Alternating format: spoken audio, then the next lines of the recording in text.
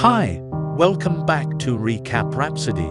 Today, I will bring you a French crime movie, Rififi, released in 1955. The movie follows the foursome band together to commit an almost impossible theft, the burglary of an exclusive jewelry shop in the Rue de la Paix, Paris.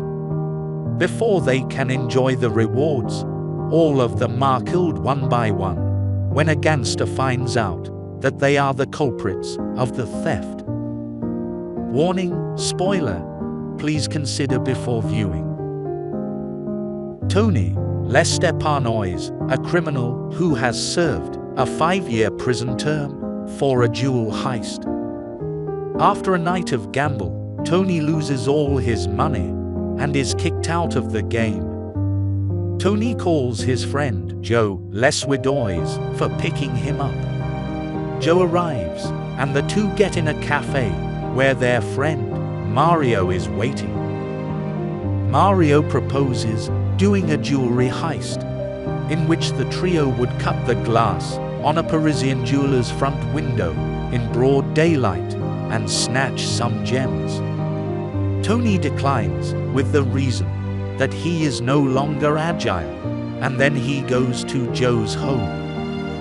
He then learns from Joe that his old girlfriend, Mardo, took up in his absence with a gangster, Pierre Grutter, who owns a nightclub. Tony leaves Joe's home for finding Mardo at Grutter's nightclub, ignores Joe's warning. He finds Mardo there and demands she comes with him back to his rundown flat. After taking all the jewelry from Mardo, Tony orders her to take off all her coats and clothes. He savagely beats her with a belt for being so deeply involved with Grutter. After that, he kicks her out of the room. Now, Tony changes his mind about the heist which Mario has suggested. He calls Joe, and the two go to Mario's apartment. Tony tells them he now accepts on the condition that rather than merely robbing the window, they will take on the more difficult but more lucrative task of robbing the store's safe. Mario suggests they employ the services from her Italian compatriot, César, a safe cracker. He then calls César for a meeting. After that, Tony reminds they need a fence for the stolen goods, Teddy, the Levantine, and suggests Joe go to London to meet him. After that, the three start to walk around the Mappin and Webb jewelry store to gather information for the heist. César comes, and the four meet up at Grutter's nightclub. At the nightclub, Tony encounters Grutter, and the two seem tense, but no fight. Then, from a girl at the nightclub, Tony learns that Mardo is no longer in Paris. Meanwhile, César seems interested in a female singer at the nightclub. The three, except for César, leave the nightclub. Later, Teddy Levantine confirms that he can handle the stolen goods. All four of them start to act. Joe records the time of the people passing by the jewelry store. Mario takes a sample of the door lock to make a key. César enters the store and pretends to buy a jewelry for gathering information about the store's safe. Meanwhile, Tony seems to supervise the activities of all three of them. Mario and Tony drive along the predetermined route to check the escape time for everyone. The next problem seems more difficult. They have to disable the store's alarm system. To solve this issue, the four have practiced many times with a simulator alarm system. Tony finds a solution using foam from a fire extinguisher to immobilize the sound of the alarm. Everything is ready. The four of them break into an upstairs flat above the jewelry store, using Mario's key on a Sunday night. Then, they tie up and blindfold the couple who lives in the apartment. They start chiseling through a cement ceiling, but very carefully to avoid making a big noise, which will trigger the alarm. Using an umbrella to prevent the soil and broken cement from falling down. Now, the hole is large enough. Tony climbs down and uses a fire extinguisher to disable the alarm system. Then, they start drilling a hole behind the heavy safe. They take all the diamonds, store up their tools, and leave the apartment. As they approach their car, a police officer is about to issue them a parking ticket. Tony hit him from behind, and they drive away. After dumping all their supplies in the river, they meet at Mario's apartment and start thinking about using their loot.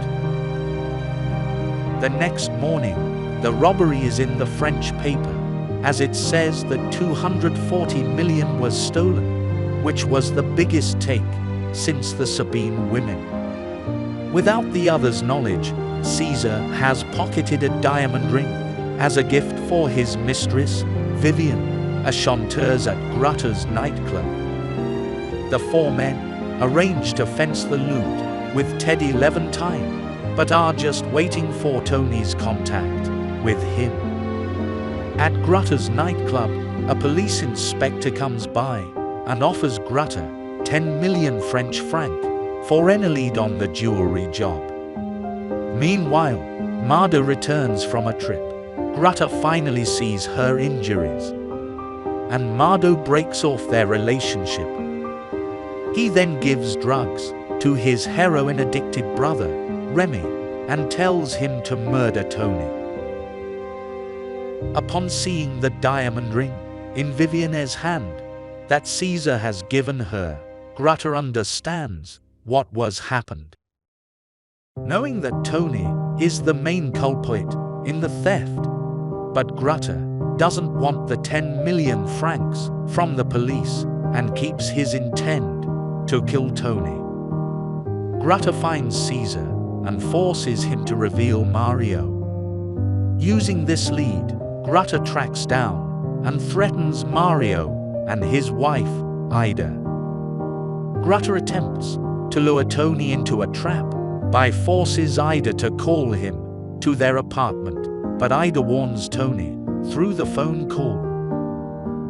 Failing in set a trap for Tony, Grutter ends up killing both couples. Tony is furious and decides to seek revenge on Grutter. After finding César at the nightclub basement, Tony shoots and kills him after citing the rules. Meanwhile, seeking to force their adversary's hand, Grutter's thugs kidnap Joe's 5-year-old son, Tonio, and demand Joe for a ransom. The London fence arrives with the payoff, after which Tony leaves to single-handedly rescue the child by force, advising Joe it is the only way they will see him alive. With Mada's help, he tracks Tonio down at Grutter's country house and kills Remy and Louis.